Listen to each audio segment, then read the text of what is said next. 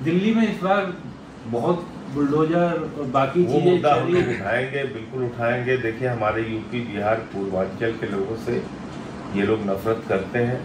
मैंने संसद में भी इस बात को उठाया है और छुरा मार रहे हैं ये लोग। रात भर उन्हीं झुग्गियों में रुके थे। चुनाव के पहले मोदी जी का गारंटी कार्ड दिया था, ये भरोसा दिलाया था कि जहाँ झुग्गी है वहीं मकान मिलेगा, आपकी झुग्गियाँ तोड़ी नहीं जाएंगी। बावजूद इसके चुनाव जीतते ही उन्होंने झुग्गियाँ तोड़ने का काम शुरू कर दिया। संजय जी, झुग्गियों के साथ साथ कुछ ऐसी कॉलोनियों में भी बड़ा हड़कंप मचा हुआ है जो इंतजार कर रहे थे कि कभी हम भी रेगुलराइज होंगे। तो उन कॉलोनियों में तो लोगों ने घर खरीदा हुआ है, लेकिन अब उनके सामने भी संकट। देखिए, उदय प्रताप जी की लाइन है कि न तेरा है न मेरा है, ये हिंदुस्तान सबका है। नहीं समझी गई ये बात तो नुकसान सबका है।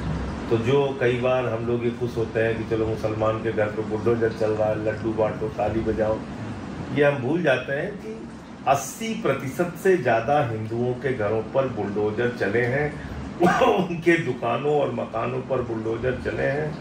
मैं काशी का उदाहरण आपको दे सकता हूँ, मैं अयोध्या का उदाहरण आपको दे सकता हूँ, मैं लखनऊ का उदाहरण आपको दे सकता हूँ, मैं बनारस का उदाहरण आपको दे सकता हूँ, मैं सुल्तानपुर का उदाहरण आपको दे सकता हूँ, मैं दिल्ली का उदाहरण आपको दे सकता हूँ। 80% से ज़्यादा इस देश में हिंदुओं के दुकानों और मकानों पर और मंदिरों पर बुलडोजर चलाए गए हैं। लेकिन दुर्भाग्य ये है कि जब 4 मुसलमानों के घर पे बुलडोजर चलता है, सारी मीडिया उसको भारतीय जनता पार्टी की उपलब्धि के तौर पे दिखाता है और लोग ताली बजाते हैं, कहते हैं बहुत अच्छा हो रहा है, मुसलमानों का घर तोड़े जा रहे हैं।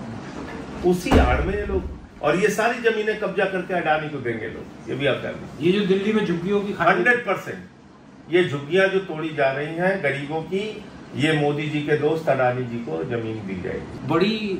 बहुत बड़ा घोषणाएं की गई थी और बड़ा उस पर कहा गया था बीजेपी की तरफ से कि जो पड़ोसी मुल्क है वहां से जो हिंदू प्रताड़ित है उनको हम लेकर के आएंगे अपने देश में।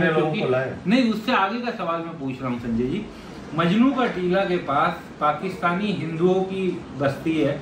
उन लोगों ने दिल्ली चुनाव से पहले आम आदमी पार्टी के खिलाफ प्रदर्शन भी किया था, क्योंकि उन्हें ये उम्मीद थी कि बीजेपी आएगी तो उन सबकी नागरिकता भी हो जाएगी। उनमें से बहुतों के पास तो अपने पासपोर्ट वगैरह है, लेकिन अब उनकी भी झुग्गी तोड़ने का संकट आ गया। वो सब लोग परेशान है कि किसी के सगे नहीं है भाई, इस बात को आप समझिए।